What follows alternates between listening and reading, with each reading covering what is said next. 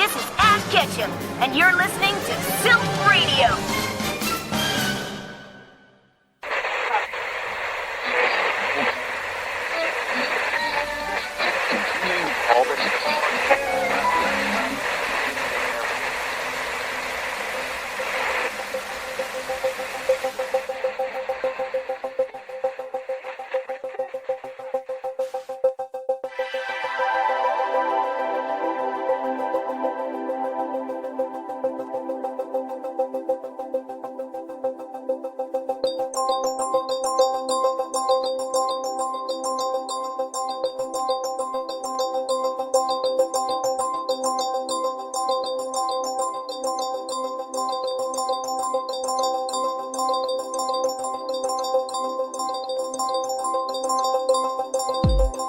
This is Silph Radio, the adult comedy podcast about Pokemon that's so much more than just jokes. Every episode, we pick a specific Pokemon-centered topic to celebrate and or ridicule appropriately. This is an entirely unofficial podcast with no association whatsoever with Pokemon or the Pokemon Company or Game Freak or Nintendo or Hudson Soft. This podcast and more like it can be found at secretroommultimedia.com. I'm your host, strange creature Nathan Capisser, and our guest hosts for the evening are the fun, funny, and insightful Ben and Zane. I'm not going to attempt your last names of the Cartoncast. You got the important thing to pronounce right. Cartoncast. Cartoncast, yes. Like a carton of eggs, people. We've said this many times. We couldn't be more clear about the name. We've collaborated once before. Me and Craig were actually on your show, and I had to clear that up for him because he's like, yeah, they're all right.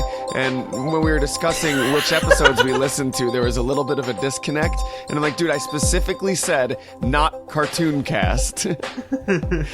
Where does that name come from? We tried to make it off-brand because we were a little, not sure if we could actually back up the name Cartooncast. That's a little too all-encompassing. But cartons. Okay, fair enough. I guess that was the end of the thought. We brainstormed a number of titles, and that was one that Ben came up with, as a joke. There's no way this could ever work because it's non-descriptive. It doesn't make any sense, and that's what we went with. Hey, whatever. I like it. It sort of retconned in some meaning by saying we take the O out of cartoon. We take this thing that has brought you childlike whimsy and understanding and just removed everything from it. Just bring it down and talk about it to death. Pretty much throw it on the autopsy table. Yeah, I like that. You guys actually really do give a critical eye to these cartoons. Now, when I first checked your podcast out, I was expecting what I hear from a lot of these, which is great. I'm not knocking any of these other shows, but just people sort of discussing the episodes, maybe poking fun at them, basically saying member berries, basically just member berries and nostalgia.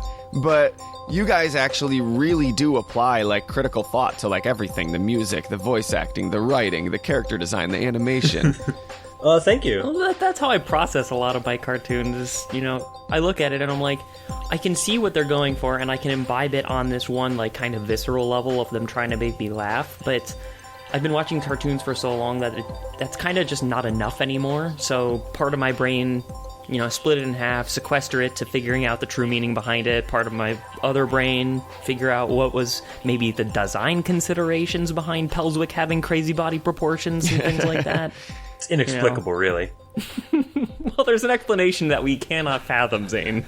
People are always saying, can't you just enjoy something? Does everything have to be No, everything doesn't have to be a critical masterpiece. But I am enjoying... I can enjoy a bad movie because I like critiquing movies. When I went to see The Last Jedi, I was like, whether I hate this, love it, am entirely unentertained by it, it's still going to be a fun experience because I'm going to get to critique it afterwards. Yeah. What about this makes it The Last Jedi? Yeah. Yeah. What's last about it? Why are we talking about the Last Jedi instead of the Last Jed? Last guy named Jed. It's not Jedi, it's Jed Us. It's Jed We. That it is. Jed We sounds like a French word, though. I don't know. That's a very different movie. So yeah, I really... I'm loopy today, by the way. I apologize for that in advance. That's all right. It's late. We all are.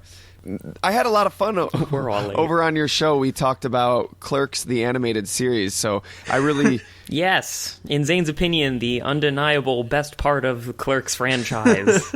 Oh, you're trying to get people mad at me again.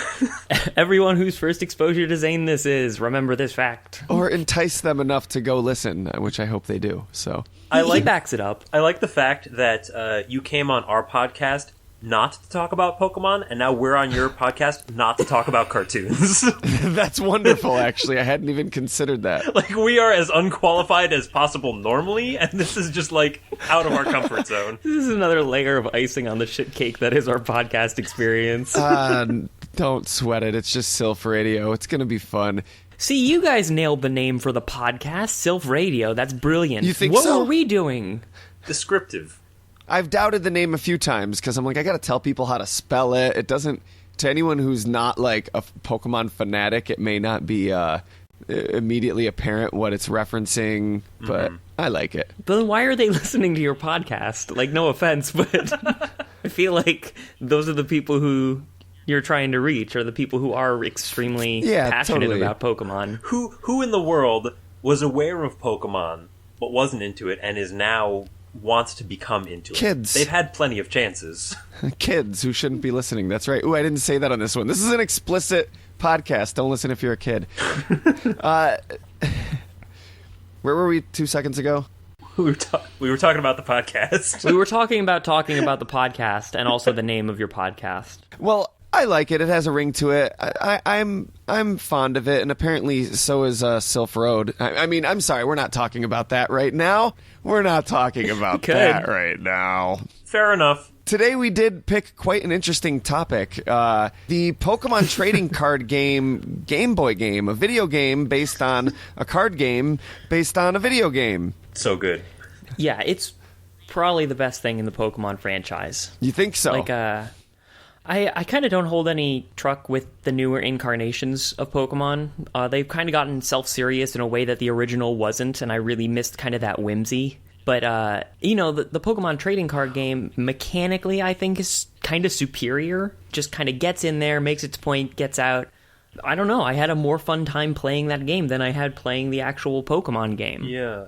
To that point, when I play, any normal Pokemon game, it's basically... can I find the Pokemon so that I have every type combo ready to go when I need it? And then the game's kind of done, and when you get to the actual battle, it's just kind of a grind. With the Pokemon trading card game, there's no leveling up. This is your deck. It's balanced. Okay. It has to be balanced because you can't support 6 different kinds of energy types. I've tried. Oh God, have I tried. Do you remember, and this is spoilers, guys, if you go to the last deck in the game, you're fighting your main rival, Ronald. And don't roll your eyes at me. Little Ronnie. Little Ronnie James Dio, picking up a card game. I wish. Rocking his heart out. And he's got all 4 of the legendary types of the legendary cards that are kind of the centerpiece of this game. Mm-hmm. And his deck sucks. He can't do a damn thing. He's got too many different kinds of energy cards, and he just needs more normal Pokemon than he actually has. Yeah, it's an interesting game. It's not just a Pokemon TCG simulator, but an actual adventure, if you want to use that word, crafted around it, modeled after the Pokemon Core Series game. Complete with gyms and everything. Complete with a rival, And a professor, gyms, or clubs. more utility from the PC than in the original Pokemon game. Gigantic machines dedicated to crafting a deck from cards. So you put all the cards that go into a deck into the machine and outspits it. They're like supercomputers from the 1960s. It's basically just like one of those little cardboard boxes that you can store a deck in, and the machine does it automatically. That's all it does. It's just a kid it's just comfy shorts under that box shuffling the cards. Yeah, so you guys have a real genuine appreciation for the card game over the video games, at least past Gen 1? Mm-hmm. Yes. Very interesting. I mean, I can't really comment on the future generations. I'm kind of an old dog. I only got a few Pokemon games under my belt, maybe the first 2 iterations, but the canonical first generation Pokemon video game is sort of My Pokemon, and even that one I think is not as good as the Pokemon trading card game video game. Oh man, we couldn't have more disparate opinions on this, but that's great. I'm glad you're here to represent that side of the coin, because wow, that's not at all where I come from. Do you guys play any other card games or any other tabletop games? That's probably part of why I really like the Pokemon trading card game, is that I'm an old school, like, kind of card battler kind of guy. I've played Magic for more than a decade now. Our older brother also has played Magic and gone to tournaments for it way back in the day. Yeah, we had that Yu-Gi-Oh phase we don't talk about. The Time Wizard, Kunai with Chain. I know that Ben still plays Hearthstone and stuff like that, sort of the new age. For me, Pokemon was interesting because it was like the trading card game came out as Magic was starting to get really... Excuse me. Yeah, I hope you enjoy editing out coughing. Coughing. But the Pokemon trading card game was coming out at a time when I could appreciate it. When I saw Ben and our older brother doing like Magic the Gathering, and I was like, that's way too complicated for me. This is nice, colorful. I understand it already. It's also like a tactile thing that you can pick up and bring to your friends at school and be like, check it, I got like 2 Machops. I need a Machoke. Who's here has opened a Machoke that I can trade this sick Charmeleon for? The playground trading. It was so huge. Pokemon is definitely modeled for a CCG or TCG, whatever you want to call it, for sure. I'd have to say, well, first of all, it's really interesting that your appreciation for Magic is what drives you to the Pokemon card game, because that was kind of what drove me away from it back in the day. Maybe there's a couple years between us that might explain it, but it was... I mean, it's a different level of complexity. The Magic is not that complex. Wait, have you played Magic? This was the earlier days of Magic. See, they had all sorts of weird abilities. The problem is that Magic players are very socially inept, and that makes them ill-equipped to explain how to play the game to people. Literally, that is largely true. I'm not even trying to be mean. Those are my peoples right there. I'm just saying, a lot of kids bought the Pokemon cards back in the day just to collect them. They didn't know how to play the game, and this Game Boy game was a lot of children's introduction to how to actually play the game, because game developers know how to guide you through learning a game as you're playing, which is the proper way to learn to play Magic. If you have someone looking over your shoulder at your hand with you that can take you turn by turn, step by step, instead of being like, this is what tapping does, this is what mana is, this is what that does, this is what to use Pokemon as an example, if you start someone out like, well, you have to get a basic Pokemon, and then you got your bench down here, and you got your prizes up here, and you can attach energy to a Pokemon, and you use energy to do moves, and then you got your weaknesses, your resistances.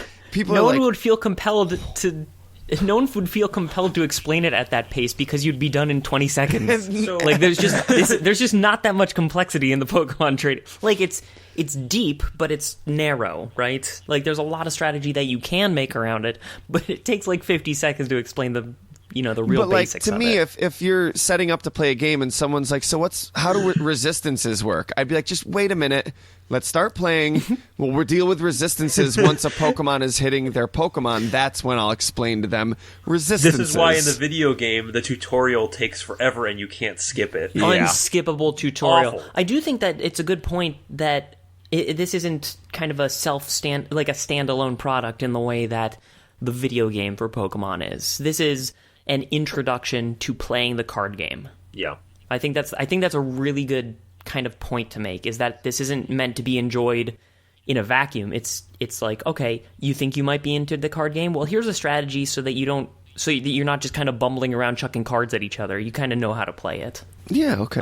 To go off of what you were saying earlier about how it's more of a collecting game first than a trading card game, I got the sense that that's almost like baseball cards, but you can play a little baseball game with your guys, almost like a fantasy football kind of thing. Yeah.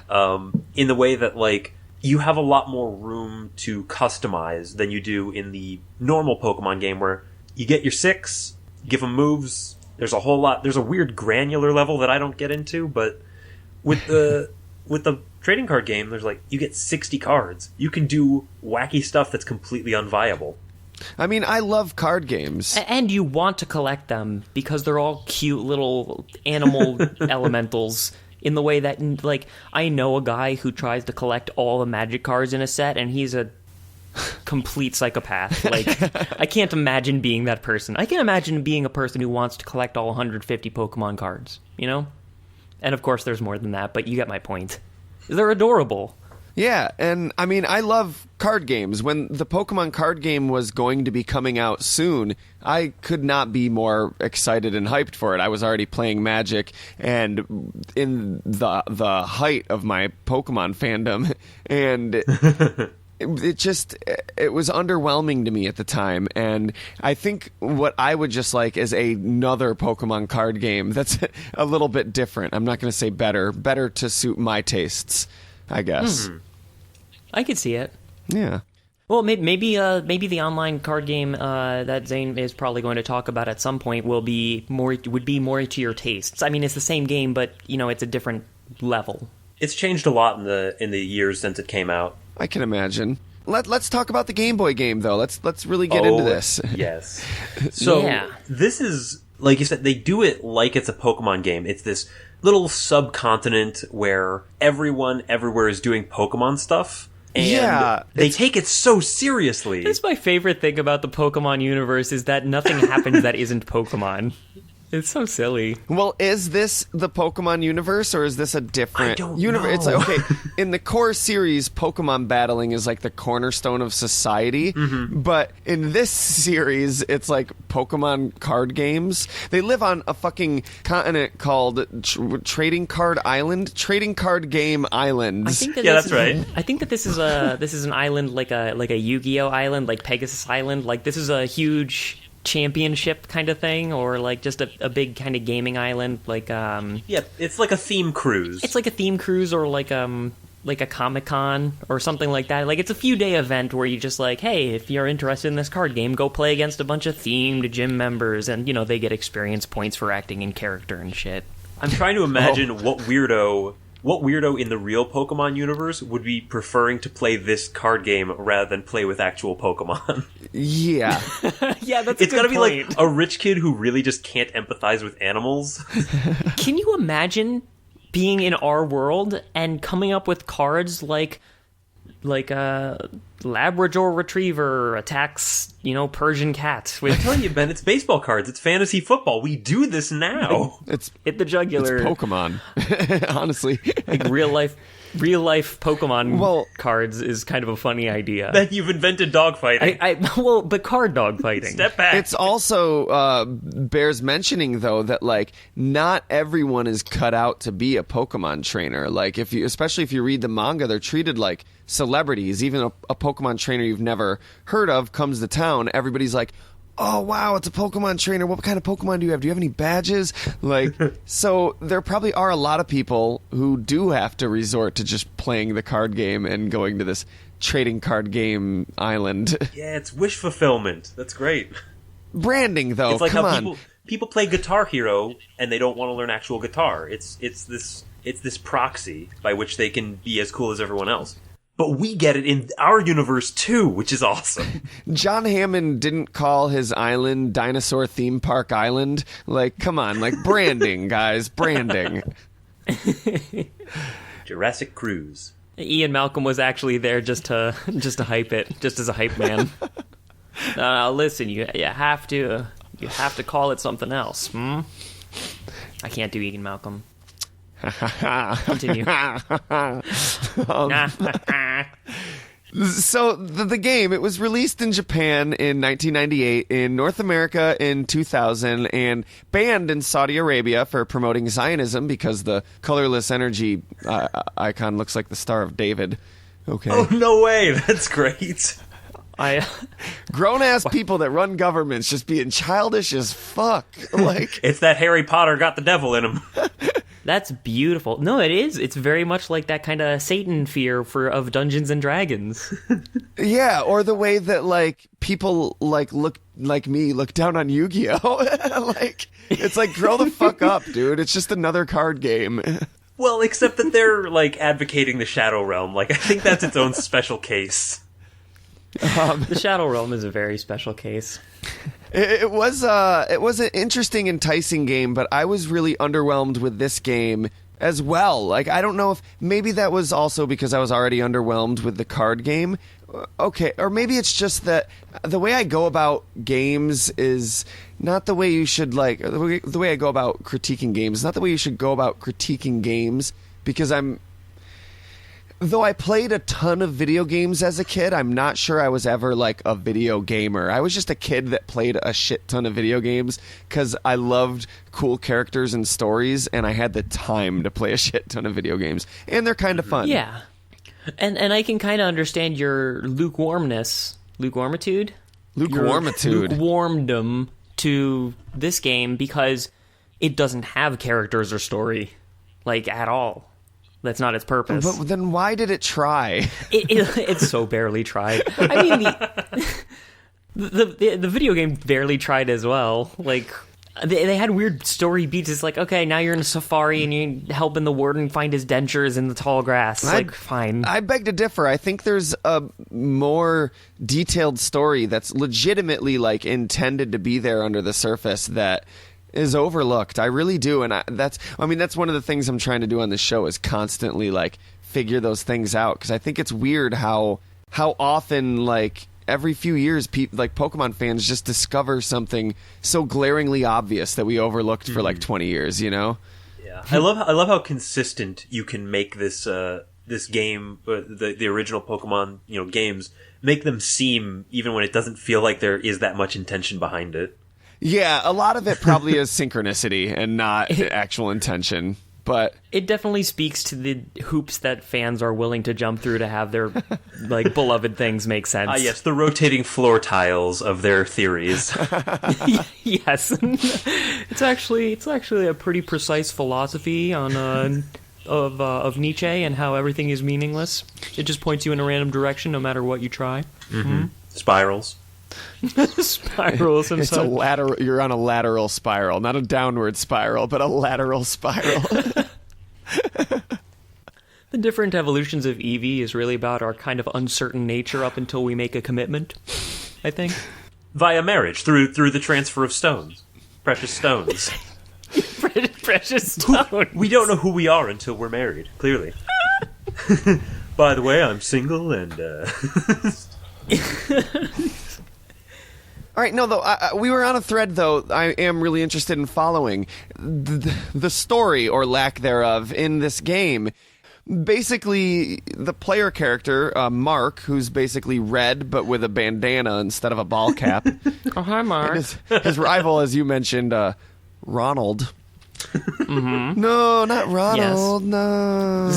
Zane, what are you smirking about? I swear, when they translated this game from Japanese, they're like, "What are the most generic American names we can think of?" I have a theory. Let's make him Joe and Muhammad. Okay, I can understand where Ronald comes from. Why do you think Mark? Oh, do you understand where Ronald comes from? I assume from Ronald McDonald. Yeah. I might be wrong. Is there like a better reference? Well, why would it come from Ronald McDonald? What? What do you think of when you think of America? Oh, okay. But as we'd mentioned before, Japan was. Oh, you mean Ronald Reagan? Japan was pretty big into Disney, right? So I would much more expect them to do like Donald than a Ronald, like a Donald Duck. Was his name Ronald in the Japanese release? I'm going to look this up real quick and find out. Ronald. I wonder if it had one of those classic, like, R to L mistranslation things. Oh, man. You know what his name was in Japanese? Lonald. Please tell me it was Lonard. Fucking Lando. Yes! That's so much better. Oh, for a rival, too? Why Are you kidding me? Can you imagine the kind of lore I'd pull out of my ass if the main protagonist, or the main antagonist in this was Lando Calrissian? Or Lando from the show Clerks, the animated series. Hello. Oh, yes, of course. That famous Lando. So I have a theory about the names. So there's basically what happens to finish setting the table. Mark and Ronald go to Dr. Mason's laboratory, where Dr. Mason... Yes, a type of tree, mason. Oh, is it? The mason tree. No, of course it isn't. I was like, really? That's where mason jars come from. I love that, just like not even trying. He gives you your first deck, of course, a Bulbasaur, Squirtle, or Charmander deck. Also friends. You go off on this journey to challenge 8 different club masters, basically gym leaders, and then after that you defeat the Elite Four. Well, they're called the Grand Masters because they couldn't even call them just you master. You don't have a thesaurus. Anyway, well, it's like chess has grandmasters, right? Like these are a step above. Yeah. then couldn't you call them club leaders or club chiefs? Like, I don't know. It just doesn't sound creative. There's no creativity in this at all. My theory, because this game has it has a few characters that are actual real people. Dr. Mason is based on Koichi Oyama, the creator of the card game. Oh. You can visit a guy named, I wrote it down somewhere. I don't know. You can visit some guy. Hold on, let me find it. I've got it written here. You can visit guys in this game? Amazing. You can visit this guy named Mr. Ishihara, who's... That's right. He lives in that little island. Yeah, and he gives you cards. Oh, yeah. He's basically the president of the Pokemon company, Tsunekazu Ishihara. Mm-hmm. And there's another real-life person who I'm not going to mention for now to prevent a massive detour. We'll get to him in just a moment. I would not be able to contain myself. That was a wise move. But there's a lot of real-life people in this game, and all the club masters in Japanese, at least a lot of them, are named after people who developed the game and whatnot. So I think that a lot of these characters are just named after, like, the developers' girlfriends or kids or best friends. Oh. Totally. It makes it feel like a Steam game, like an indie game in this era. Yeah. Like with a bunch of Kickstarter backers taking the place of NPCs. That's exactly what it feels like. Absolutely. I wanted to... the one thing I was most excited about doing... Well, the one thing was to talk about Imakuni. But besides that, the one thing I was most excited about doing was... Secret word. Man, you know what I remember? There were club masters, and I don't remember any of them, but I can't wait to look them up and talk about them. No, there's a reason I don't remember any of them. Like, they're so uninteresting that discussing all of them would basically just be the equivalent of listing items off a Bulbapedia article. It's about as interesting as picking somebody to play Pokemon trading card game with at, like, your local game store. Yeah, it's like, here are the people that were at the tournament on Saturday. They don't have a weird, tortured backstory. No, that's what I'm saying. This feels like a theme cruise, and these are like the minimum wage, like, teenagers they got to do internships with, like, here I am, captain of the fighting club. That's it. You won. Here's a badge. It does. You did it. But I will say, despite, like, all the characters being pretty uninspired, I think that they actually have a pretty, like, grading on a curve. I think that the sort of centerpiece is, like, maybe not compelling, but, like, it's a good centerpiece. It's a good kind of motivator for the story. These legendary cards and this idea that there's, like, kind of a grand prize once you've gone through all the riffraff. And in a way, that's almost a better motivator than in the video game, because, like, I just want to be the best. I want to beat everybody. There's nothing really tangible about that. And how can you say legendary cards are a good motivator? Like, that concept doesn't even mean anything. Like, they do this in Yu-Gi-Oh! Too. In the anime, where it's like, the cards are magic. No, somebody printed these. Manufactured scarcity. Exactly. Just because there's, like, a tangible reward, you know? I mean, like, instead of watching levels go up, you're getting more cards in your utility belt. Mm-hmm. For some reason, I mean, maybe it's just because I'm a bigger fan of collectible trading card games than the Pokemon formula, but for some reason that just feels like a much better motivation to me. To me, the tangible reward of a journey is the journey itself, and I mean that with regards to the core series games. Like, I'm not just saying that to be a smartass. Like, literally, to no, you are right. I'm mostly talking out of one side of my mouth when I say that the actual Pokemon game has no motivating force. No. I'm trying to justify my love of this thing. I recognize the validity of everything you just said. Like, that's all a valid critique. I'm just, to contrast with that, for me, like, the reward is the bond I've formed with my Pokemon. That's the point of the Pokemon journey to me, is for a trainer and his Pokemon or her Pokemon or their Pokemon to bond together. And that honestly is the reward for me. Half the games I don't even finish. I never catch them all. I just train the Pokemon I like up to a point where I'm happy training them, which that level has gone consistently lower through the years as I've realized I can't actually beat any of my friends. So I only need to try to beat the Elite Four. Let me posit something. Yeah. What if during the Pokemon games you had all of your Pokemon that were going to show up in your party that like is in your roster? What if they're all following you in like a line? Like a conga line? Like a conga line. Like, they're not in Pokeballs because you're trying to be nice to them like Ash was to exactly one of his Pokemon. Next week on Silph Radio. Oh, I kid you not. I want to answer that so bad, but I'm about to talk about that for like an hour put it and in a the half. back pocket. For real. It's I'm so excited. I actually have a very comprehensive theory that covers a lot of those questions, and I can't wait. Jeremy's coming back and it's going to be fun.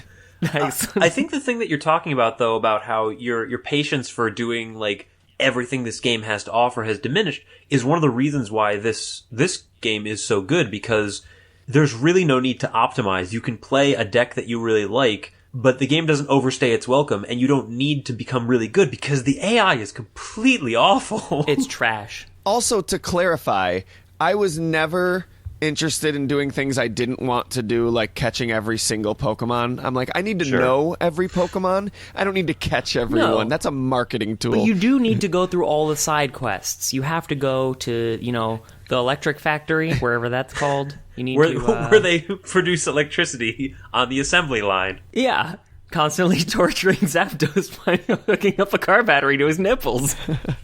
Well, it's not so much giving up on everything that the video game has to offer as it is giving up on trying to defeat Phil and Justin. Like, I just... Yeah. I can't do competitive Pokemon. Yeah. I mean, I can't even do competitive Magic, but even more, I can't do competitive Pokemon.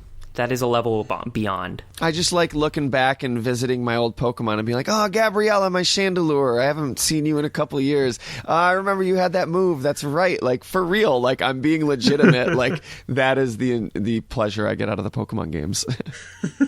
I have a real sick fascination with Chandelure and why it exists, and how, like, you can't just use it as a Pokemon, right? Like, you need to find weird uses for having a Chandelier Pokemon. Oh, I love Chandelure. Chandelure is one of my favorites. Like, you throw it like one of those throwing stars. No, it floats It's just around. such a weird shape compared to all the reptiles we get. Zane, you say, why Chandelure? Wait. And I respond, why not? Oh, God. Wait, reptiles. Yeah, a bunch of Pokemon are reptiles. Are you thinking of... Chandelure's not a reptile. No, that's what I'm saying. Like, Oh, it's okay. an unusual shape. Usually we get, like, a lizard or a blob or a stretchy man. Not a chandelier or a lantern. Right. I love them weird-shaped Pokemon. I have no context for what you guys are talking about right now, because I stopped with, like, Gen 2. Oh, yeah. Tell him the progression of this evolution dude. chain. This is Isn't real that good. is that the one where they just started like looking around their house and it's like, and then an ice cream Pokemon? No, to be honest, man, that was Gen 1. I love Gen 1 more than any other Gen 2, but like I think the new generations have done a pretty decent job, but Chandelure is it's a fire and ghost type, which is just an awesome combination, and it starts as a candle. Oh, like you should have called him Ghost Pepper. Ben. That's not how the naming conventions work. I like that. I like that. He's nodding along with me, Zane. I think I've got a convert. Yeah, okay, fine. I'm a big proponent of naming your Pokemon.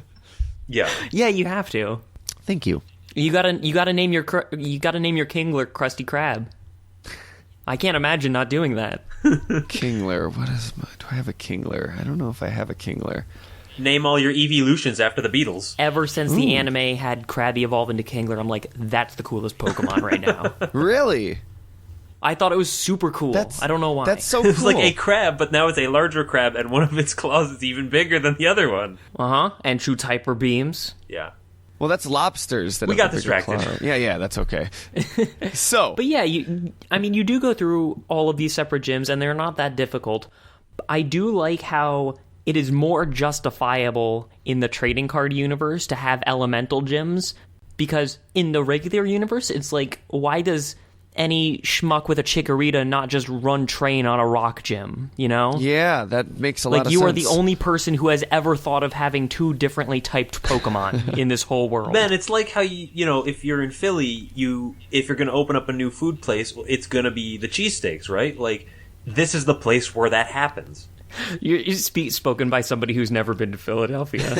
But the point is, you know, like if we're right by the sea, this is a great place to catch and raise water Pokemon. There's your water type gym. They're not doing it on purpose. Aren't they, though? What about Cinnabar? Well, that was a volcano. Wait, is that a volcano? I thought it was just a house that was constantly on fire. Honorary volcano.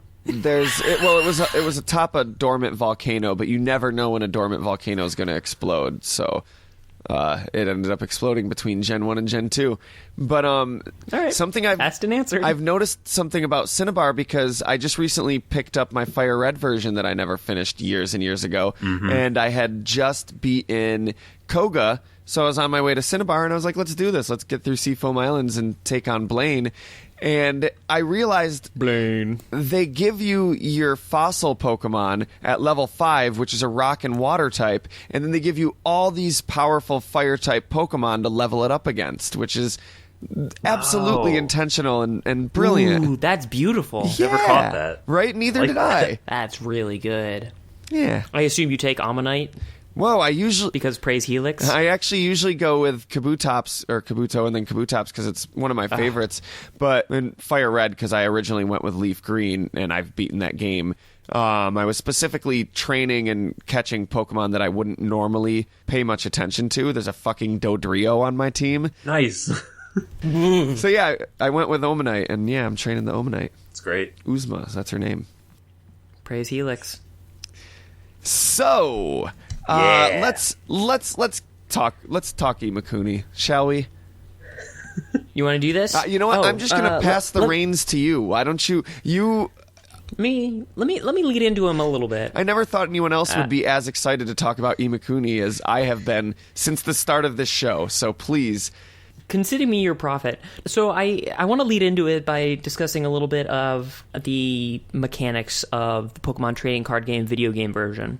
I like how whenever you beat somebody, you get like 2 booster packs from them. That's a cool. You're not sick of, oh, I gotta fight this gym leader in order to get this badge, and now I gotta run around and beat 2 other idiots. Well, you get something from it. It's also a stand-in for experience, because rather than gaining experience points, you're trying to hone your deck, so you need more booster packs, and that's your level grinding. Exactly. Yeah, and as you get farther along, it necessitates more different kinds of decks, because you don't want to get rid of your Bulbasaur and friends. Maybe you change it a little bit. Suddenly you're against a gym of fire Pokemon, and you're like, okay, time to build a second deck. Now I have the tools to do that. So I really like that. You will look out for a particular trigger. I think you had to talk to somebody in the Thunder Gym. Or maybe it was the Rock Gym. I can't remember who, but somebody will be like, "Have you seen this fucking weirdo dancing around next to one of the Paraphrasing, of course, next to one of these like retired Nurse Joys?" And if you go through a different couple of gyms, suddenly you'll hear this really strange music upon going into these little side areas. By the way, the side areas look so much cooler than the actual gyms. Yeah. They've always got 2 dudes with a table full of cards. I know. And I'm just like, I want to see how their game's going. I know. I was there. I was that guy who was like, have you guys, who the fuck is this fucking weirdo dancing? That was me in 1999.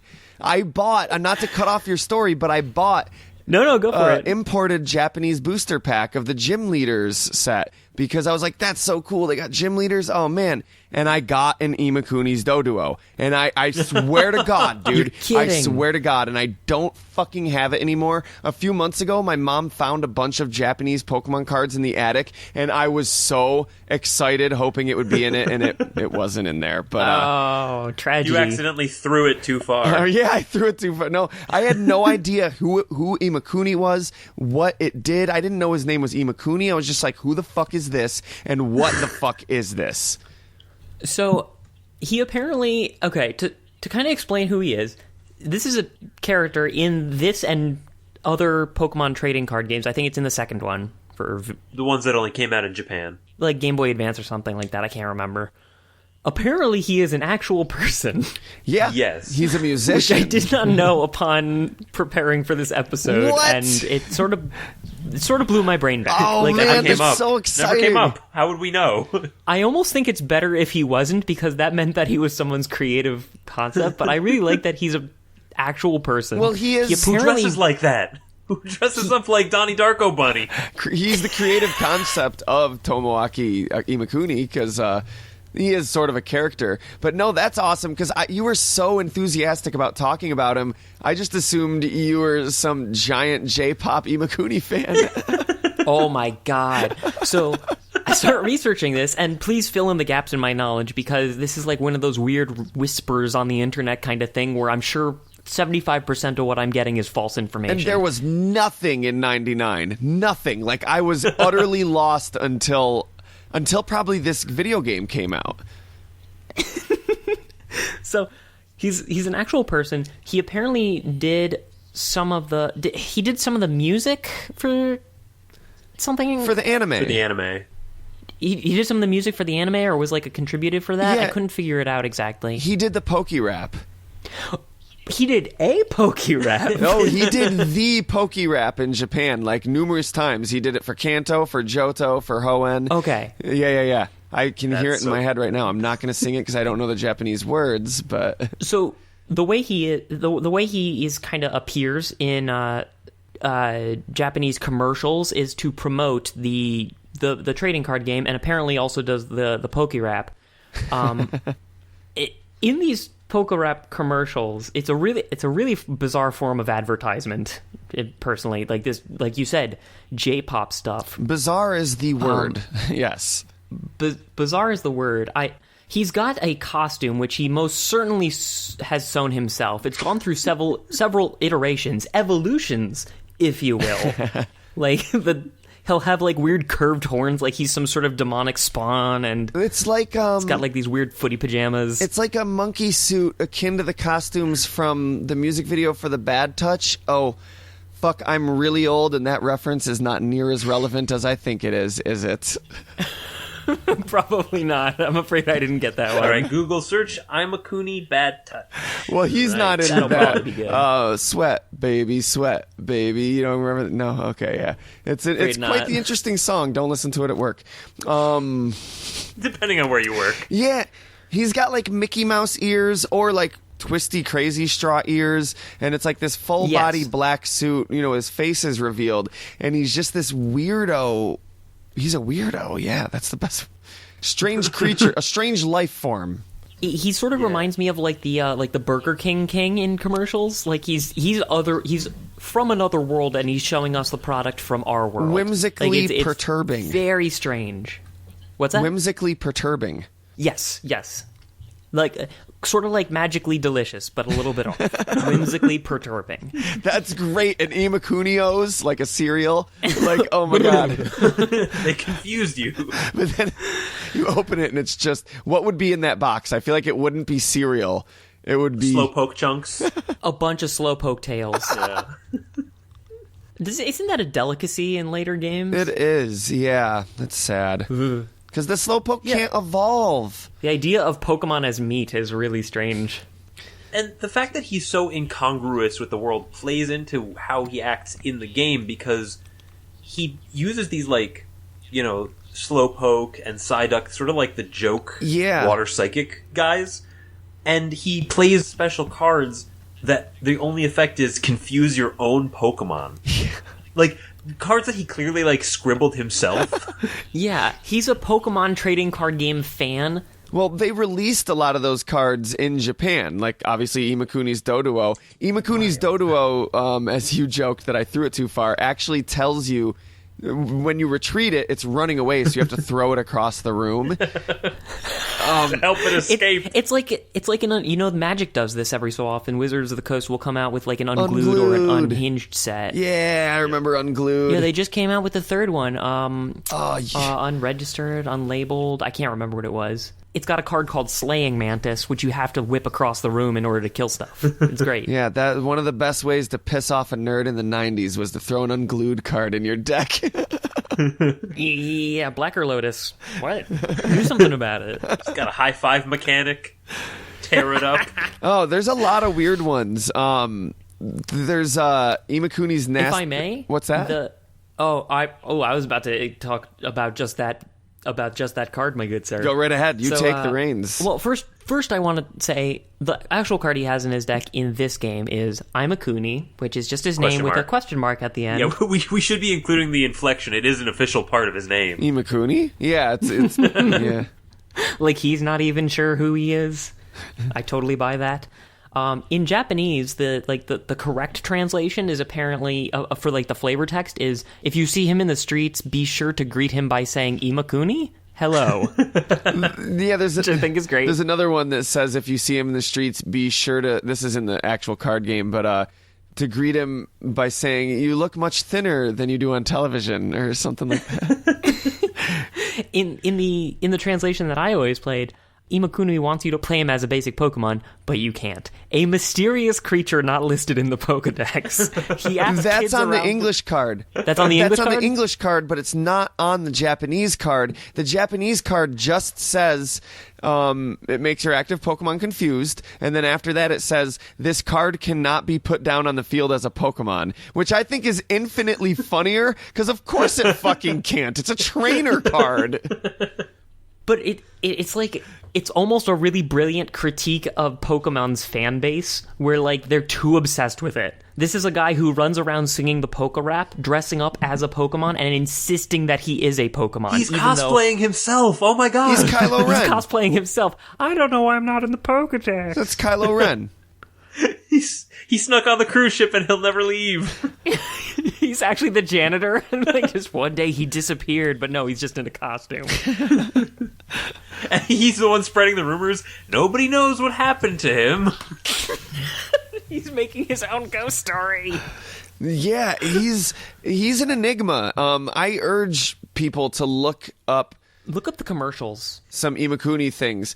Yeah, I looked up a couple commercials. They are hard to find. It is, because all the best videos are all in Japanese. So, like, you can't search for them with English words. But look for, Yadon, which is the Japanese name for Slowpoke. Yadon. Yadon.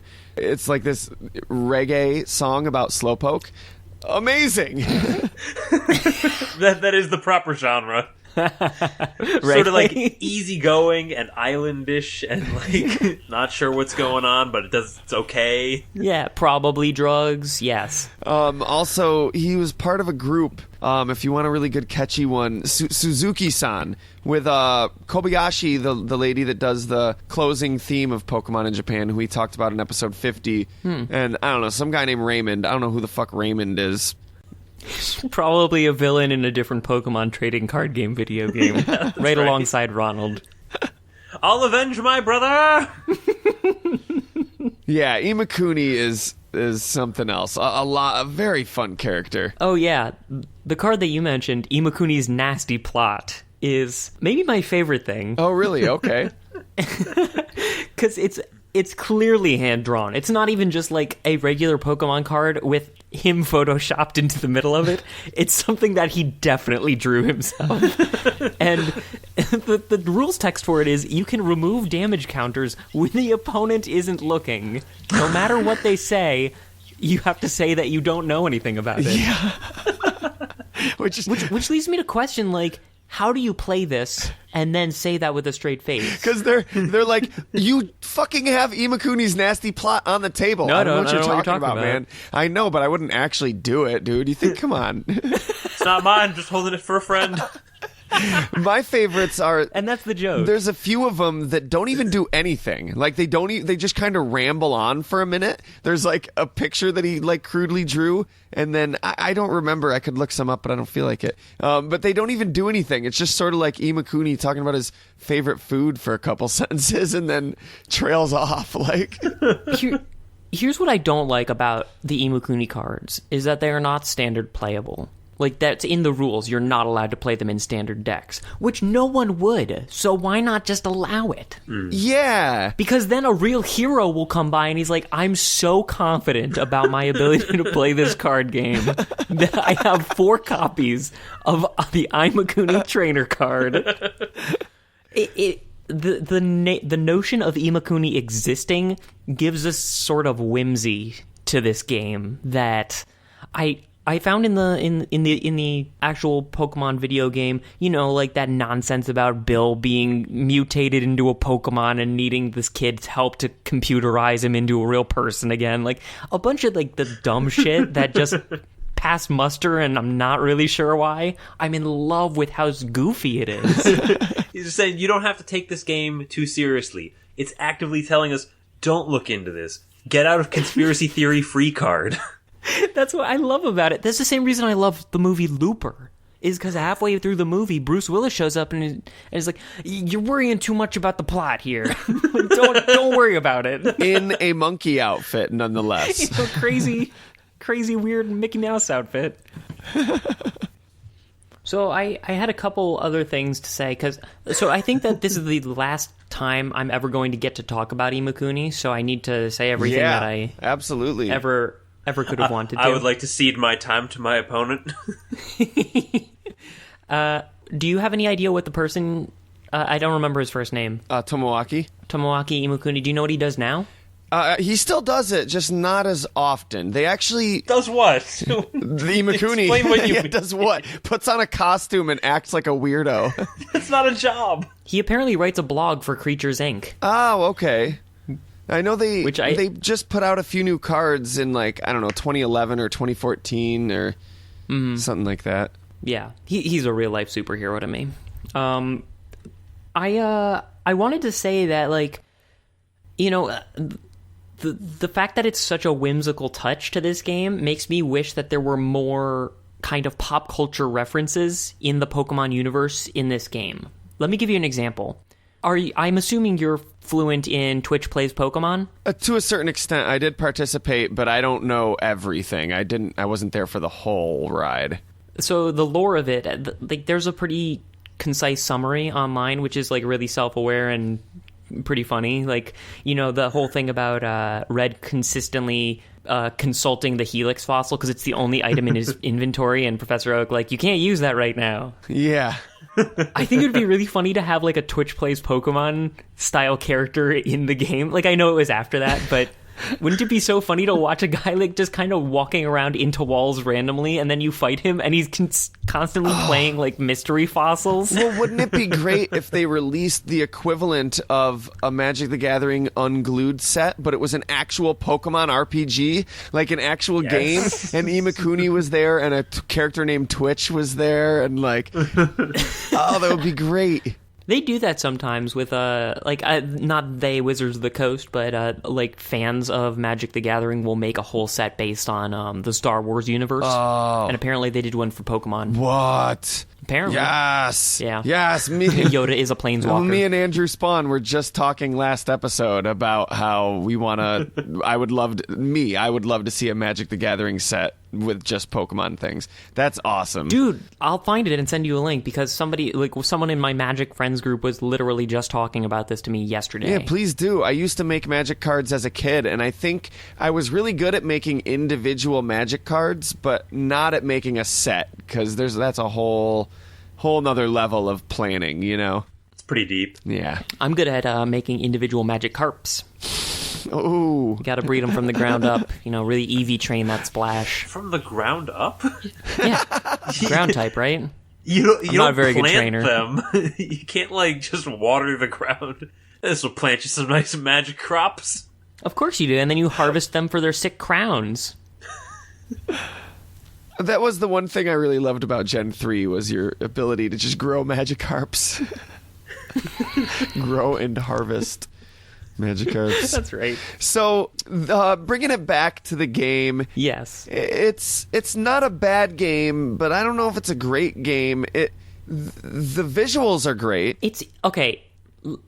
Let me So I think maybe because we've been kind of contrasting them to the video game, I may have been giving the impression that I dislike the video game. I don't. I think the video game is very fun, but I have a greater tolerance for the trading card game video game just because it's shorter. Okay. The original game, I've gone back to it a couple of times, and it's just such a slog. I can never get past Saffron City. I get so tired of the game by that point. I don't know what it is. It's an RPG, and this only takes... we're adults. This takes like 4 hours, and you're done, you know? Yeah.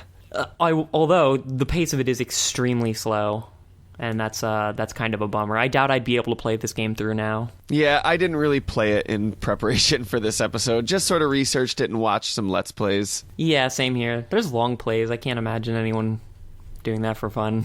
Yeah. I don't know. I remember, like, everything that I'm bringing to the table right now is me remembering enjoying it, which makes it sort of a bad defense, I suppose. Because, like, I don't think I'd be able to go back to it now and play through it and enjoy the whole thing, you know? Yeah. But there is something fun about... It's the same way that collectible card games are fun, you know? You're excited to expand your card base to try new strategies. I was really hype the one time that I made a deck. I'm like, oh, you know, I've never tried making a deck purely with the Pokemon card Pokemon Breeder, which transforms your level 1 Pokemon right up into its level 3 evolution. Okay, yep. So Bulbasaur goes right into Venusaur. And I'm like, I bet I could do some real bullshit with this. And lo and behold, I was able to do some real bullshit. I made a deck where you, like, made a Abra, immediately evolved him in Alakazam for his damage swap Poke power, and then just filled my deck with huge hit point nonsense. And if you play online and don't have to actually spend money on real Pokemon cards, you can play, like, the current set, which isn't completely broken, or you can play an expanded, you know, use any card that's been printed, and just the number of ridiculous combos you can come up with when you're not limited by a price point is yeah. Like, to me, that's sort of a source of endless fun in the way of, like, an open sandbox video game that you can't really get. Yeah, it's like Mario Maker, you know? Like, they're giving you all the tools that you would normally wish you had. Yeah. So how does that work on the online game, then? You can... Yeah. You just have access to the library of cards? Yeah, well, what you do is, I think they give you a good chunk of cards from the current set, like, at random to start you off. As well as some theme decks, which, like, you can't change them. They're just sort of standard basic decks. But you can play against people online. You can play in tournaments, and you get, online currency, like little game coins, which you can use to redeem to get booster packs. And you can buy, you can pick whatever set you want, from different generations, some that work now, some that worked, retro style. Are there different kind of tournaments, like, are there different styles of play? Like, yeah. In Magic, you can play either standard or legacy or vintage or anything like that. Are there different, restrictions to the kind of decks you can bring to a different match? Like Gen 1 only or It's something? got a really convenient user interface because it will tell you right away, okay, your deck is acceptable in standard play or legacy or expanded, and you can actually, like, filter out all the cards you own by that subtype and just, like... Oh, that's great. I want to make a water-type Pokemon deck, so pick those with water or water-type moves, and I want it to be standard, and you just click that and, like, here are all the cards that fit that. Wow. It's so not... Like, the user interface was the biggest problem in the Pokemon trading card video game for Game Boy. Yeah. This just... It's so smooth. That is really cool. That's super cool, and it's...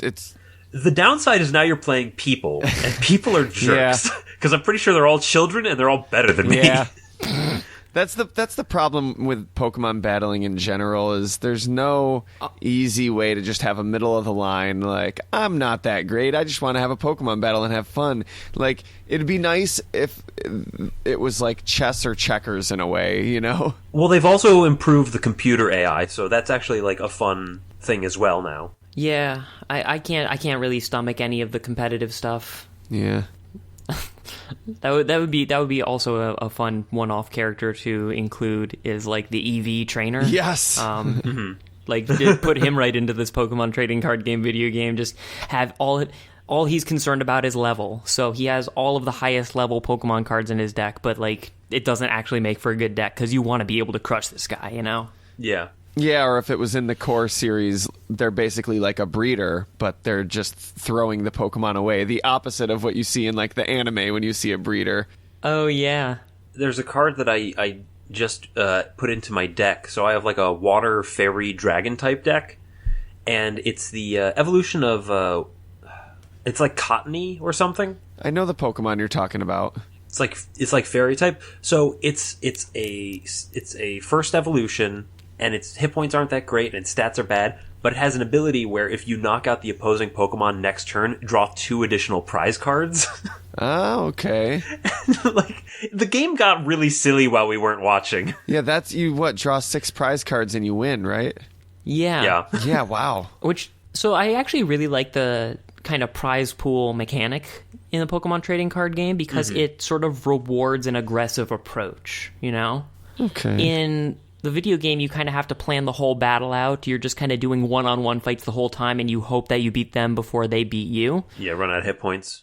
I don't know if it was intentional, but I like this kind of wrinkle that, like, well, even though it looks like I'm going to have trouble a few turns down the lane because, you know, they're upgrading their guy into a Pidgeot over there in the bench, I bet I could beat enough of his guys that I could maybe draw the super energy removal that I need from my prize pool. Like, it just sort of rewards this sort of, a little bit gambling. It balances out the aggressiveness because you can also lose by card draw. So if you have a deck that's like, okay, cycle through my cards really quickly so that I can get the good stuff to kill them quickly enough to draw my prizes, if they have a really good defensive deck and damage control, they can just wait you out, which has happened several times. Yeah, they can turn it into a mill game. It's surprisingly well balanced for something that seems like it was just like made up by a few people. Like, they got the message from on high, like, but everything's Pokemon now, make a card game. Yeah, and they're like, there's 6, you can bring 6 Pokemon into a battle. How do we represent that in a card game? Put 6 of your cards on the side, and then when you beat a guy, you get one. I believe it was Wizards of the Coast staffers that created the card game. I'm pretty sure Nintendo hired Wizards of the Coast to make the card game, but they don't. Guys, we don't know what we're doing. If you have infinite money and you want to make a card game, that's who you ask. That's what you do. Yeah, but I'm pretty sure it's all done in-house now. Like, it's all just made by Nintendo now. Mm-hmm. Yeah, I'd believe it. Yeah. Yeah. Do you, Still fun. You seem to have liked the notion of having Pokemon cards, but you seem pretty not into the trading card game as its own entity. Yeah. Like, not even just the video game part of the game, but the actual mechanics of the game. It seems like you are not a huge fan of. Yeah, I'm not maliciously in any way. It just No. it was just, well, we don't have to turn it into a Nord War. It's fine. yeah, no, it was just never did it for me. And again, like, I guess I love the idea of a Pokemon card game. I guess there were just too many things that turned me off. It wasn't as good a game as Magic. It wasn't what I was expecting, which that can kill your appreciation of something good if it's just not what you're expecting, you know? Yeah, definitely. Yeah, but there was also what you just said. It seemed like the people making it were like, all right, well, how do we make a Pokemon card game? But it didn't seem like... It does seem like they guessed most of it. It didn't seem like it was made by someone who loved Pokemon, and I think maybe that could help. Like, the people making Magic kind of loved what they were doing because they were the people making... it was their creation, you know? They used to. It's getting pretty off the rails by this point. It's a little unfair to compare them. It's like Magic the Gathering is this supermodel, and you're like, what, you're not happy with me anymore? Right, and Pokemon is like just kind of the homely girl in first period that you talk to occasionally and maybe you invite to prom once you understand that there's something there. It's a character actor, right? Pokemon is Chris Pratt before he got sexy, and Magic Cards is Chris Pratt after he got sexy. And Yu-Gi-Oh! Is Johnny Depp in the throes of alcoholism. But Pokemon was also starting to, like, take over at the same time. And I mean, like, sure, but... I was so salty about the existence of Yu-Gi-Oh! Infringing on my Pokemon and Magic territory. Everyone was at that time, yeah. I never cared for Yu-Gi-Oh!, but I also never looked down upon it. But I absolutely looked down upon it. I still played it, but I looked down upon it. What I find fascinating, like, sociologically, is that Yu-Gi-Oh! Like, stealthily changed the TCG lexicon because now even the back of the box of the Pokemon trading card game for Game Boy game uses the word duel to mean a match between two people playing a collectible card game, which that's specifically a Yu-Gi-Oh thing, but people nowadays say it, I think, like younger people and stuff, without even realizing, like, no, that's from the Yu-Gi-Oh TV show. When you're like, yeah, I was dueling someone the other day, and you're talking about the Pokemon game. I was dueling someone the other day. He had absconded my honor. Right. Demanded satisfaction. I guess it was shooting each other before it was Yu-Gi-Oh. Zane keeps his glove box literally full of gloves for just such an occasion. I just find it interesting when things like that, when like mannerisms of speech like become a thing, but they come from I don't know. Yeah, I don't know if that I don't know if Yu-Gi-Oh kind of adopted that terminology specifically because of this. I do think that it was kind of an effort to make dramatic the idea of a card game, because that whole anime is just like seeping with, we really want this to be a more serious thing than it is. So, well, no, what I mean we're going to try our darndest to like craft all the situations such that there is consequence, when of course there isn't. Yeah, and Yu-Gi-Oh started it because it was so popular and it referred to them as duels that it became synonymous with a card game. Well, the Pokemon Battle is, I think, the word choice that they generally have in Pokemon, right? Yeah. Let's have a Pokemon Battle. But it says duel on the back of the trading card game for Game Boy. Like, it says when you duel another player. How canonically are we treating this? It's not, I'm not saying that's how they refer to it in universe. I just think just socially it's interesting how that caught on, and you can trace where it came from, because it was never officially what it was called. It was just like, that's what the Yu-Gi-Oh kids started saying, and they said it so much that the people in marketing were like, it's called a duel, right? I don't know, that's what my kid calls it. You know? Do you know where it started? People referring to tough enemies in video games as bosses? We just accept this, but that's so weird. Yes, that's exactly what I'm talking about. Where did it start? Also, elite or mook, those are common terms now. Yeah. They didn't used to be. Well, do you know where it started, or you're one? I'm asking. I don't understand the concept of rhetorical questions. They're all honest questions. I think I want to say Sega Genesis at the latest.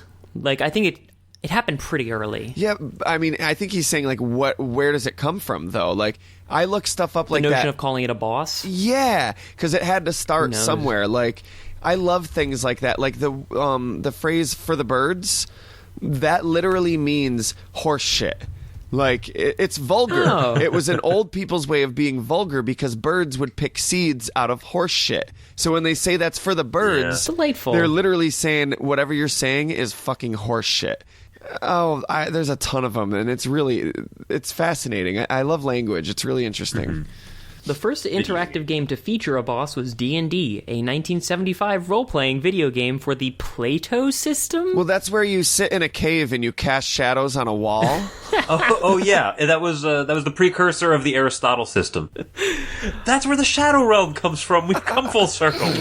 Come full circle we have. Oh, this is cute. Some games have only regular opponents, and some games have only bosses. Example given, Shadow of the Colossus. Okay, give me a second example, Wikipedia. Shadow. Can you? Shadow, man. It's the Shadow. 23. Yeah, I don't know. I do like those turns of phrases that you have no idea where they came from. Quiet as a church mouse. Quiet as a church mouse was another one I looked up, which I was like, are church mice more quiet than other mice? No, it's just people were stupid, and there was a phrase which was quiet as a mouse, and there was another phrase which was poor as a church mouse, and just stupid people. Oh, I thought it was a combination of quiet as a titmouse and quiet as a church fuck. Oh, yeah. Because you have to be really quiet or else God catches you, as I understand it. I'm pretty sure you're right, actually. Yeah, fact check that. Let's Snopes this thing. Ben, how is anyone supposed to respond to that? I'm trying to... Am I winning the podcast yet? Have I talked the most?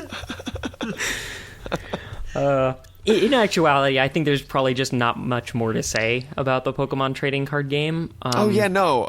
If you wouldn't mind... The only kind of one more thing that I want to mention is, there is kind of that Elite Four fight to mirror the video game. The Grandmasters. Wherein there's the 4 bosses. They each have one of the legendary Pokemon cards. The 3 legendary birds and a Dragonite. And they all have this ability that is actually really cool. It's unique to them that when they come into the battlefield, when they come into gameplay, they immediately do something. Moltres gets you a bunch of fire energy, Zapdos hits something, Articuno might freeze something, and then Dragonite heals all your Pokemon. Which, I don't know about you guys, I distinctly remember this memory of when I finally got to them, I was like, kind of amazed, because that's like a new mechanic that they're just showing you right at the end. It really made it feel like these were special cards, you know? Yeah. Like this didn't happen anywhere else in the game. Well, oh shit. The Dragonite was actually given out with the game in Japan as like a promotional card. Yeah. And we got a Meowth for some reason. Again, it's just the people in charge of marketing it in the United States. That makes sense to me. That makes sense to me, though. He's like one of the big mascots in, in the anime, certainly. Yeah, I mean, again, being there at the time, that was curious to me too, and frustrating to me too, because I'm like, no one gives a fuck about Meowth. Like, look at more than the promotional shots of the 4 main characters. God damn it! I care intensely about Meowth from the anime. Meowth. It is weird how in the anime, like, they have this wonderful world filled with these creatures, and they focus on like the least interesting people. Yeah, until you take the fact that Meowth is the only human to Pokemon translator alive. The Pokemon anime is just Seinfeld in the Pokemon universe. It's watching the people that do nothing day in and day out and never learn anything. It's totally just Seinfeld. Go Rattata. But yeah, that's the only thing I wanted to mention was I think the legendary cards are pretty dope. I wanted to mention... I thought it was interesting the way that they fused the energy system. Because you have like 16 to 19 different actual Pokemon types. And they narrowed it down to like 8. In the card game itself. In some ways it was elegant and some way not. Yeah, in the card game. I think it was elegant how they handled it in making the card game, in the way that they gave Pokemon weaknesses and resistances instead of doing every single type. So you can group a few types together so that there's not brown, light brown, tan, but then... It really simplified it. But then if there's a certain Pokemon that's like, oh yeah, but this is a fighting Pokemon, not a rock Pokemon. Why is it weak to grass? Like, just don't put that in its weaknesses, Yeah. Yeah. The fact that, like, okay, fighting and rock and ground all mixed together, like, okay, yes, I can see that. And it felt good at the beginning, but then they started for every new Pokemon type, they added a new one. So they added Dark, they added Steel, and I'm like, okay, that's kind of weird, because we have this whole new energy type, I need to buy a bunch of these, and there's only, like, 5 Pokemon I get to use with this? At least at the beginning. Steel is the funniest thing in the world. Why? Because it is like a material that... It's... why are you not laughing at it already? Do I really need to explain why it's so funny? It's considered an element in Japan. There's 5 elements, not 4. There's fire, water, wind, earth, and steel. I thought it was 5 or 6. I thought that wood also got in there. Wood. Oh yeah. I think it's just wood is in the place of earth. Wood and earth are the same thing. Maybe I'm wrong. Maybe you're one of us. Wood equals earth. Well, it makes kind of sense, That stuff doesn't grow on trees. It makes as much sense as anything else in Pokemon. I thought it was weird from the start that it was fighting and not rock. Like, group fighting in there, sure, but I felt like it should have been rock and then just throw the fighting types in there, because I don't know. I never understood why rock and ground were different types to begin with. Maybe to balance the gameplay, probably. I don't know. They always show up together. It does seem like a gameplay consideration rather than like a narrative or like... I don't know, it doesn't make sense to me either. I can't imagine it. Yeah, and like they realized they got something wrong because like poison type started off under the grass banner and then it moved to the psychic banner. Yeah, really. Also, bug.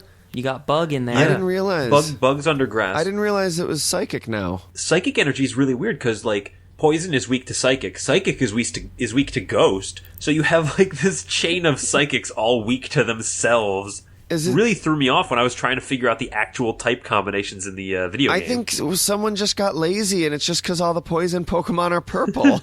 It's gotta be it, right? That's gotta fucking be it. racist.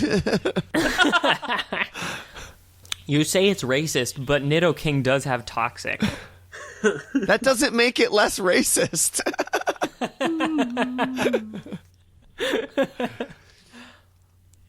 I also thought that Pokemon card was really cool. It's like poison, but bigger poison than everyone else. He's the king of poison.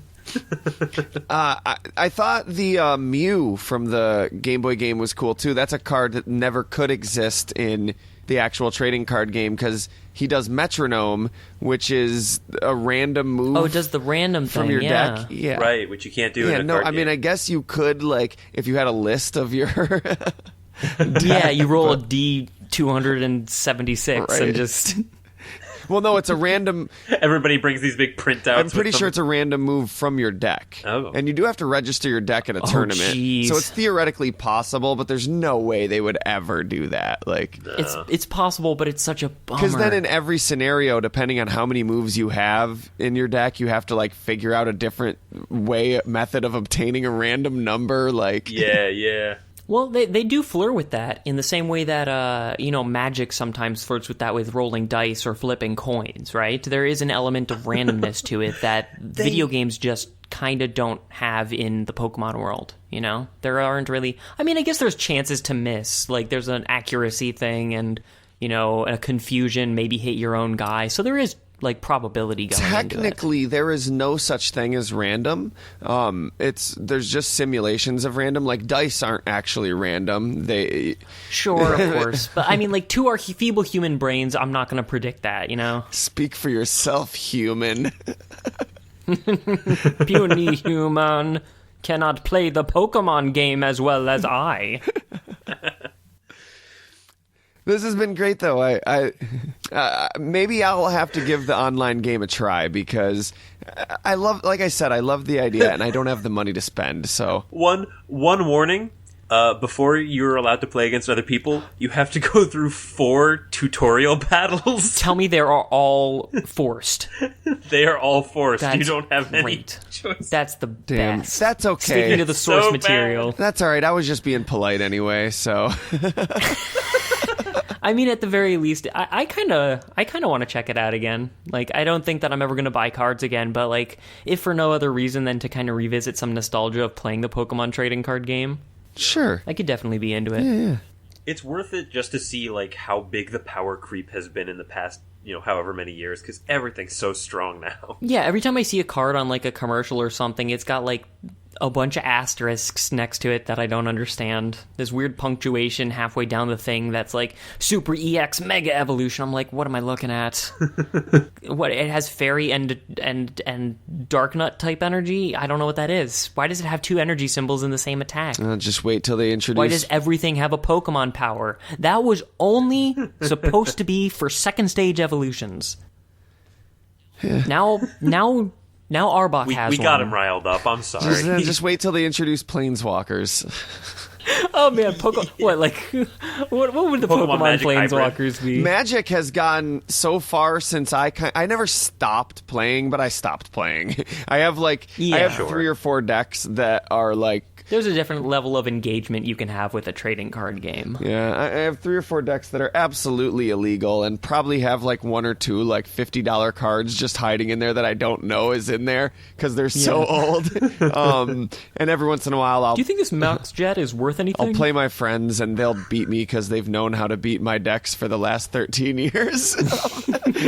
But Magic has gone so far off the rails from my perspective that like I come back and I'm like, this doesn't even make sense. It's like I get planeswalkers, I just don't get why. Like I don't get what is the reasoning behind introducing these things to the game. I don't get it. I mean, you got to keep it fresh Sure. every time. Like, why have new Pokemon types? Well, I guess because to me it's like a land that gives you, or rather a card that costs negative mana. So it's like, wait, I get mana for. Well, I guess that would actually be. There, I don't know. There is a cost to it, but I mean, they are intended to kind of be better than a bunch of other cards, and like it is infuriating playing Constructed now simply because of Planeswalkers, in my opinion. But you're really hype when you open one in a pack. I will say that much. Yeah, and I'm not knocking it. I'm just saying that I haven't wrapped my head around it.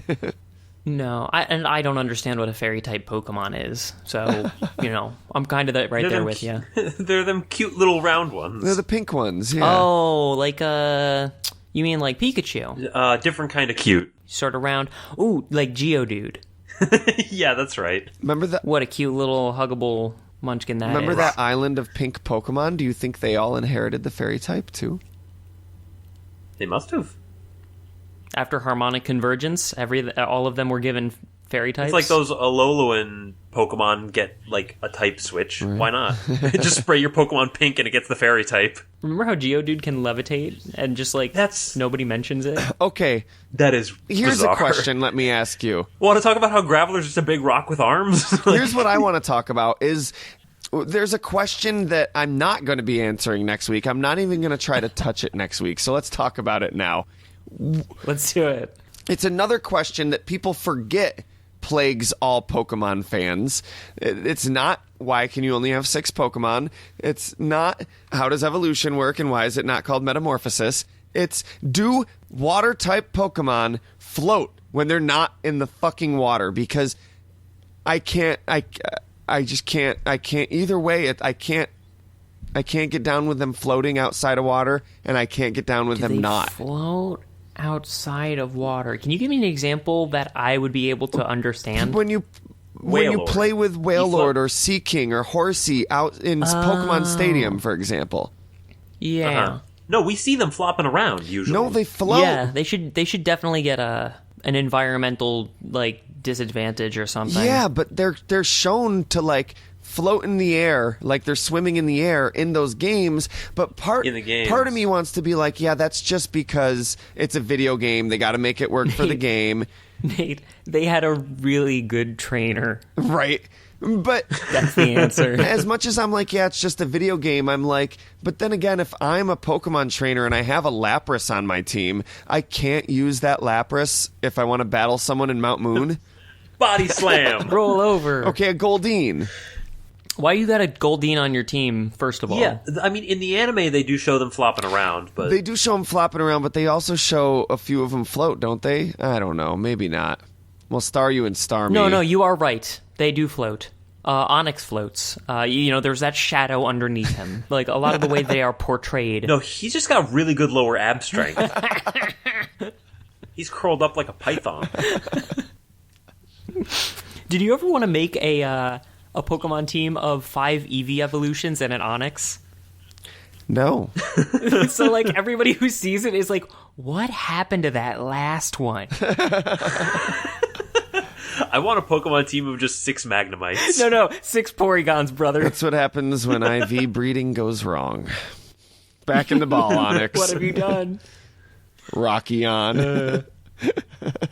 Have you ever seen oh shoot, what was it? There's this internet, this web series of a really bad Pokemon trainer going through the Pokemon universe. The Rusty or whatever? Rusty, I've seen a few of them, yeah. Yeah, I steamrolled those one night. I thought that was really funny. Yeah, I liked him. Them just him taking the piss out of the Pokemon franchise while also indulging in it the whole time. And he's like, the only thing I was able to catch was 8 Bidoofs, and they're all in the same Pokemon, so they've all suffocated and totally. stuff like that. Well, I've got my fingers crossed that one day we'll get an English release of the Pocket Monsters manga, but we never will. The official first Pokemon manga was actually released, I think, a month or two before the games came out in Japan. It was based on the games, but just publishing it was easier, I guess, than publishing a game. So, sure. It's just this raucous, raunchy, Ren and Stimpy version of Pokemon. Oh God,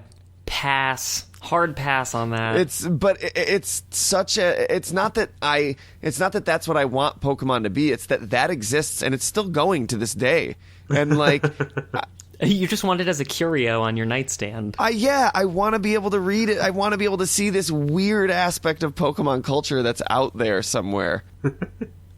I mean, you may have to console yourself with, while you may never get that, you will always have YouTube to provide you with Imakuni Poke Raps. That's true.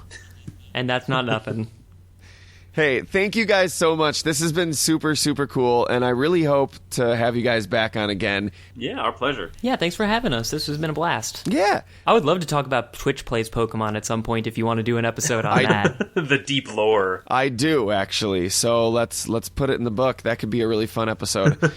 Praise Helix. Absolutely. Where can people find you guys if they want to hear more or if they want to check out the Cartoncast? Philadelphia.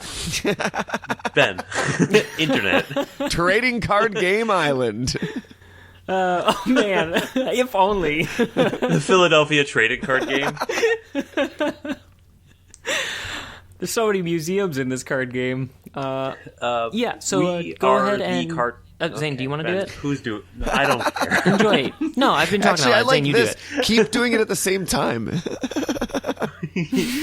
The Cartoncast. Is. The Cartoncast. We're at cartoncast.com, where, get us on iTunes. We just did our 100th episode, so we're looking forward to bigger and better new things moving forward. Yeah, Jackie Chan Adventures. Yeah, Really super good. fun. Hell yeah. For all those out there, I think the episode that you and your co-host Bit Times were on for the Clerks episode. Yep. That one was a super fun one, so I would definitely recommend everyone check that out if they're looking for something to jump in on. Do you guys remember back in the day the Kids WB bumpers that would have like Alfred from Batman Adventures and Uncle and Jackie Chan and Jigglypuff and Dante and Randall like all interacting? We were more fluent in the Cartoon Network bumpers. I haven't seen the ones for WB. Gotta check those yeah. out. Yeah, that sounds amazing. There's a great one with like Batman. Robin wants Batman to sing him to sleep, and he's like Jigglypuff, and like Oh, I do remember that. so good. Next on Kids WB. We also recently formed a podcast network, Fancy Bat. Yeah, it's still kind of work in progress, but you can find our other stuff there.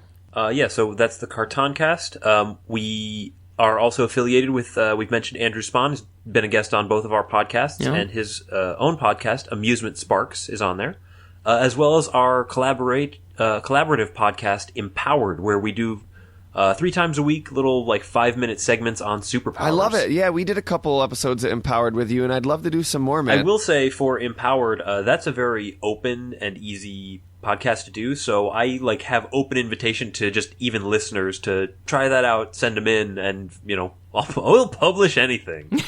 Yeah, we're not too concerned with the canon of Empowered. Everything passes muster.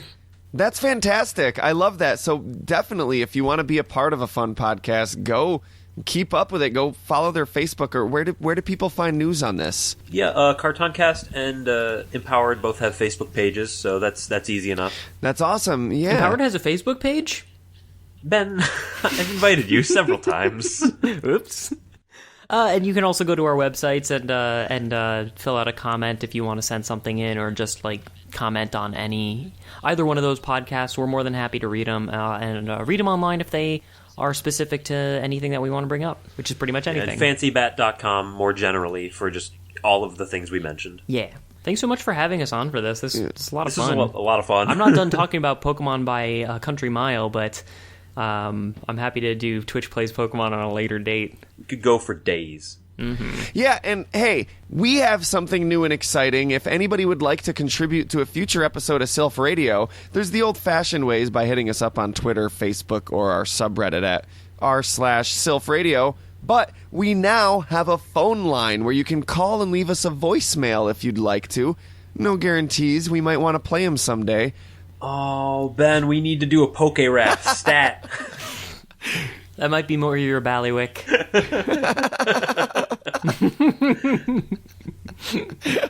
The number, you can reach us at 315-925-5597. That's 315-925-5597.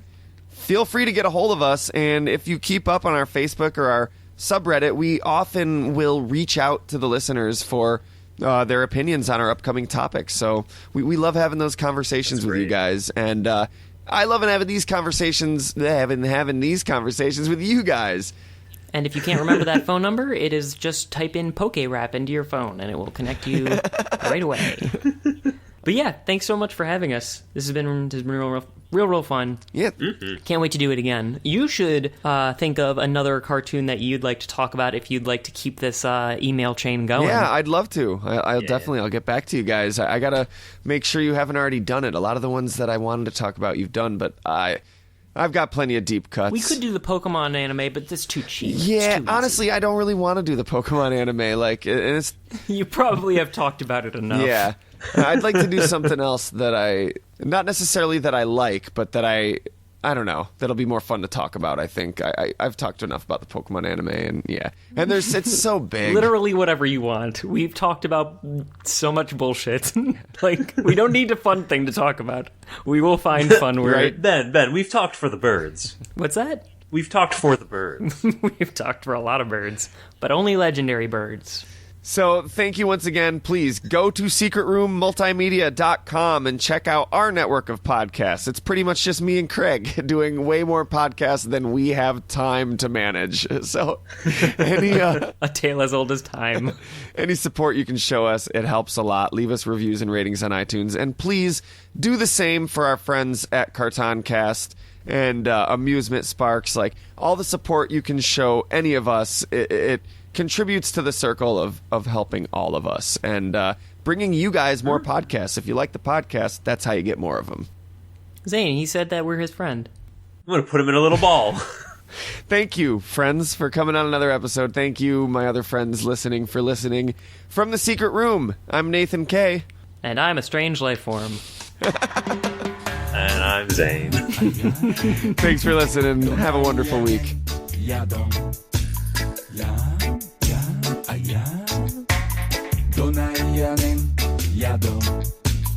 朝日と一緒に起きた夢見て昼まで寝ているヤドンピンクのお肌は茹ですぎじゃないもともとなんだなヤドンでっかいお口はコンビニみたいいつでも開いてるヤドン尻尾の甘みは時々子供のおやつ代わりだヤドン動きがのろくて写真が撮れないそれが自慢か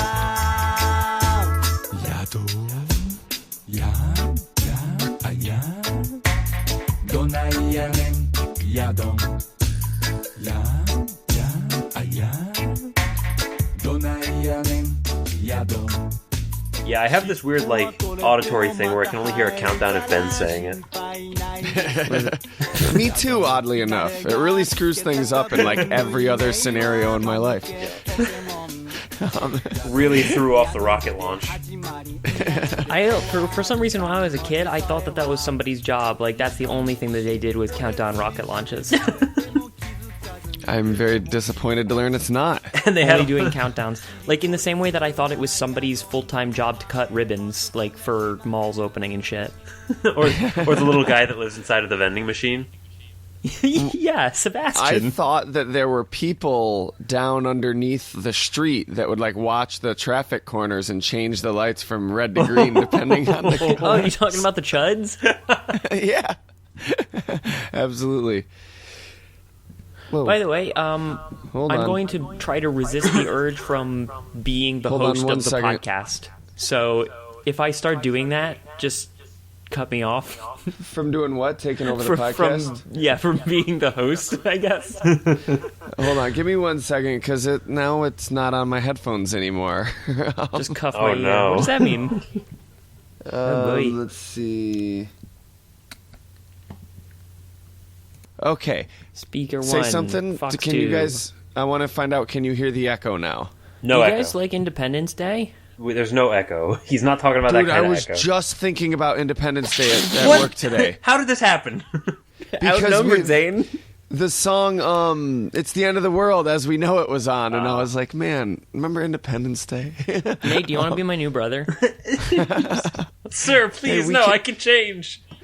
Say no offense. You've been You great. can have more than one brother. It's not like a We monogamous do have thing. more than Prove one it. brother.